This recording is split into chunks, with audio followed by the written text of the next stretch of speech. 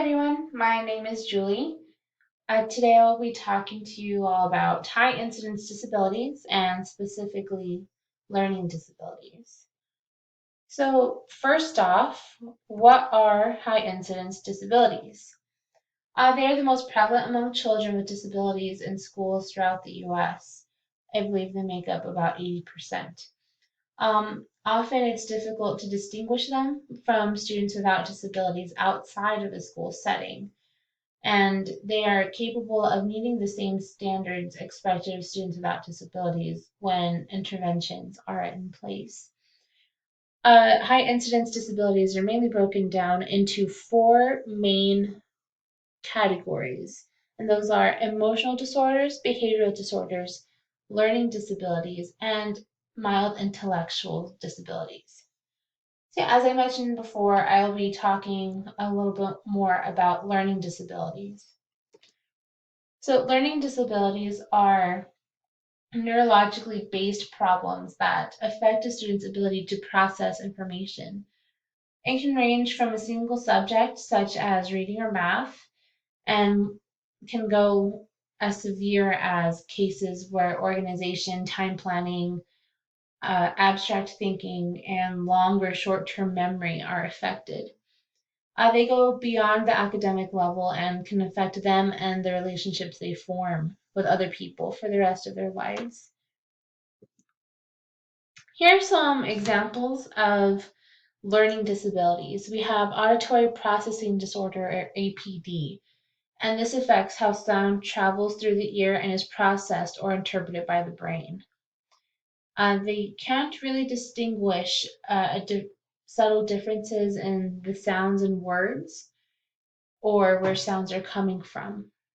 Then there is dyscalculia, which affects a person's ability to understand numbers. So they have a poor understanding of math symbols, memorizing and organizing numbers, and telling time, and can even be counting issues. Then there is dysgraphia, which is the difficulty in the handwriting ability and fine motor skills. So that means that their writing is illegible. There's poor spatial planning on the paper, bad spelling, and thinking and writing at the same time can be very difficult for them.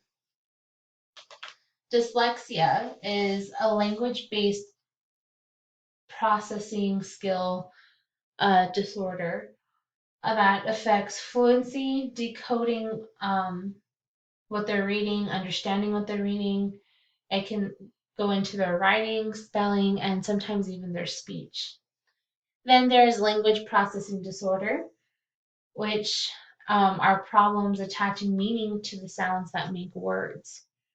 And then there is nonverbal learning disabilities, which is a significant discrepancy between higher verbal skills and weaker motor skills and the spatial and social skills. So they have difficulty interpreting nonverbal cues like body language and facial expressions.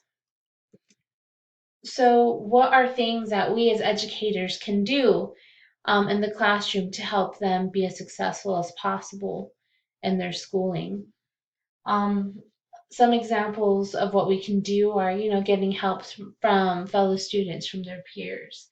And that can be as simple as having someone take notes for them. That way they have a hard copy next to them, or a buddy reader to help them with reading, or even if we just, as like the teacher provides a hard copy of the notes from the lesson, that way they have that next to them so they're not having to go back and forth between the chalkboard or the overhead projector to their piece of paper and having to go back and forth.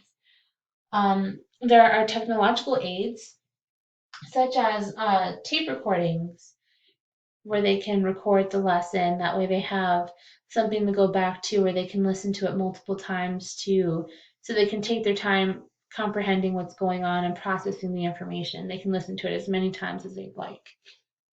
There, of course, are the time accommodations, such as, extending the amount of time they have to complete the assignments. And there's the lesson breakdowns where you take the larger assignments that have multiple steps and breaking them down into in more manageable chunks so they don't get overwhelmed, and there's that process of success up with each step that they can achieve each time. And then, of course, there are the exam accommodations with more time to give that for them to complete the exam, being in a room with less distractions, having a reader read the questions to them, giving them the options of oral exams, having a scribe, or even providing scratch paper for more visual people.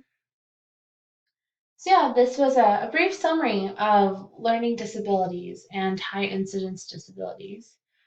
Researching this topic really helped me learn about how I can make my classroom a better environment for all of my students so they can all be successful. And I really got a lot out of it. It's really enlightening. So, yeah, um, here are my sources, my references. All right, thank you very much for watching and listening, and see you next time.